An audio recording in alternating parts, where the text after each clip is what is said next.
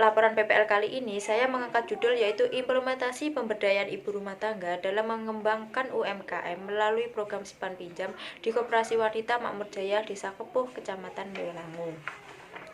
Dasar pemikiran atau latar belakang saya mengangkat judul ini yaitu berbicara mengenai koperasi. Koperasi merupakan suatu lembaga yang pemerintahnya memiliki fungsi sebagai membina, mengendalikan, dan pengawasan di bidang perkoperasian, di bidang usaha mikro kecil, dan di bidang ketenagakerjaan. Dalam meningkatkan perekonomian suatu negara, maka pemerintah sangat memerlukan peran dari usaha kecil dan menengah itu sendiri. Salah satu contoh yang dilakukan pemerintah untuk meningkatkan perekonomian suatu negara itu yaitu melalui program atau kegiatan yang dinamakan dengan simpan pinjam. Diharapkan dengan program atau kegiatan simpan pinjam ini dapat meningkatkan perekonomian masyarakat di suatu negara itu sendiri. Usaha kecil menengah merupakan kegiatan usaha yang memperluas lapangan kerja dan memberikan pelayanan ekonomi secara luas kepada masyarakat. Usaha kecil dan menengah pada saat ini sangat memerlukan banyak bantuan untuk bisa berkembang, yaitu salah satunya yaitu memerlukan bantuan modal atau kredit modal. Permodalan pada saat ini menjadi bagian paling penting yang menjadi perhatian utama perkembangan usaha kecil menengah. Sehebat apapun sumber daya manusia yang dimiliki dan sistem yang ada dalam bisnis UMKM, jika tidak ada modalnya maka tidak akan berjalan sesuai dengan ekspektasi yang kita harapkan. Dan di sisi lain, UMKM juga menghadapi banyak sekali permasalahan, yaitu sumber daya manusia yang rendah dan minimnya penguasaan ilmu pengetahuan serta teknologi. Dalam mendukung usaha kecil dan menengah untuk dapat terus berkembang, maka berbagai pihak seperti pemerintah dan pihak-pihak yang dapat membantu harus memberikan pemecahan permasalahan, yaitu khususnya permasalahan kebutuhan modal yang menjadi permasalahan penting pada saat ini. Berdasarkan Undang-Undang Republik Indonesia Nomor 20 Tahun 2008 tentang usaha mikro kecil menengah, Pasal 7 Ayat 1 menyatakan bahwa pemerintah pusat dan pemerintah daerah menumbuhkan iklim usaha.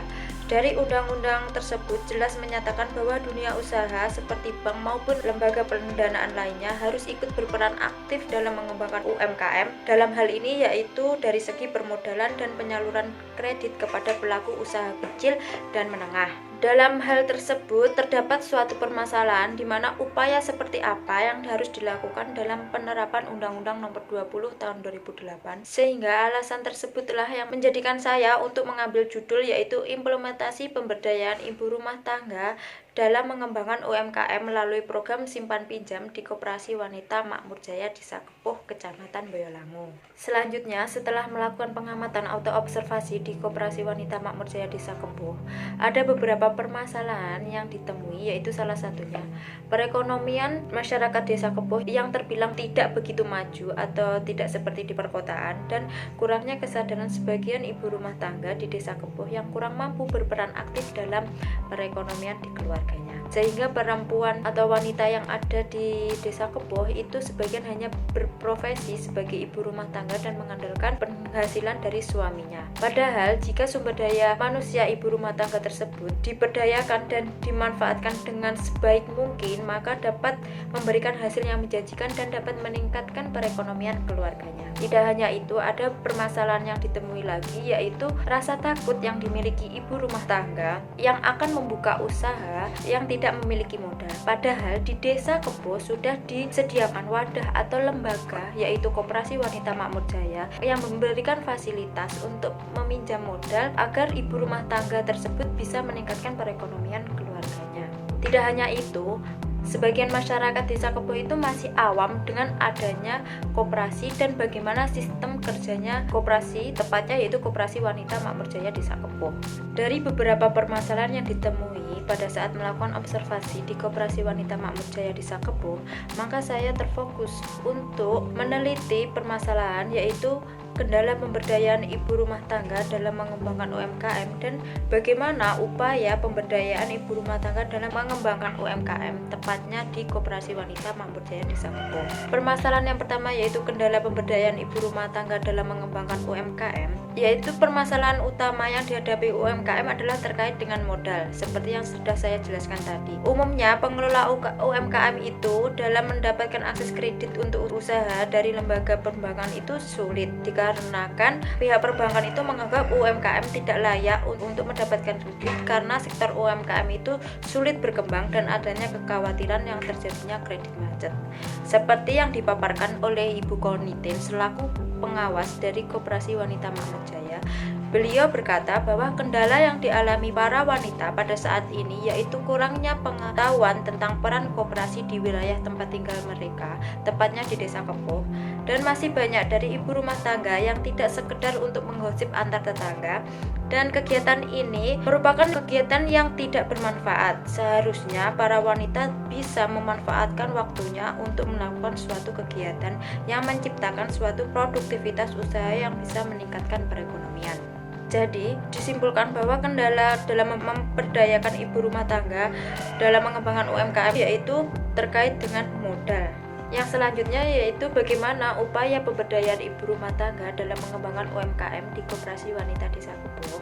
Nah, dalam pengembangan UMKM merupakan komponen penting dalam program pengembangan nasional untuk meletakkan landasan pembangunan ekonomi yang berkelanjutan dan berkeadilan.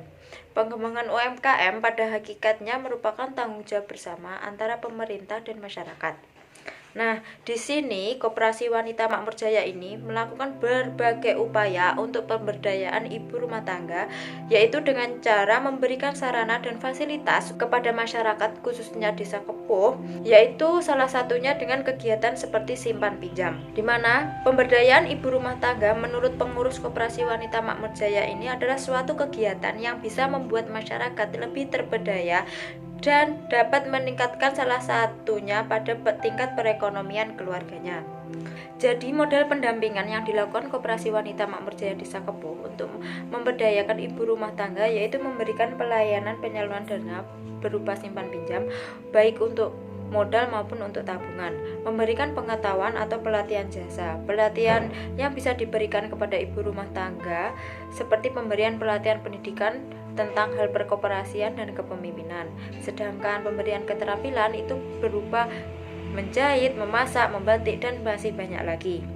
Dalam hal sebagaimana berikut tadi, diharapkan kesejahteraan ibu rumah tangga itu akan lebih terberdaya baik dalam segi lahir maupun batin. Oleh karena itu diperlukan pendidikan dan keterampilan dalam mengelola suatu usaha supaya bisa berkembang dengan lebih baik. Dengan memberikan penyaluran dana dan pelatihan mampu menunjang perekonomian keluarganya. Itu harapan dari Koperasi Wanita Makmur Jaya.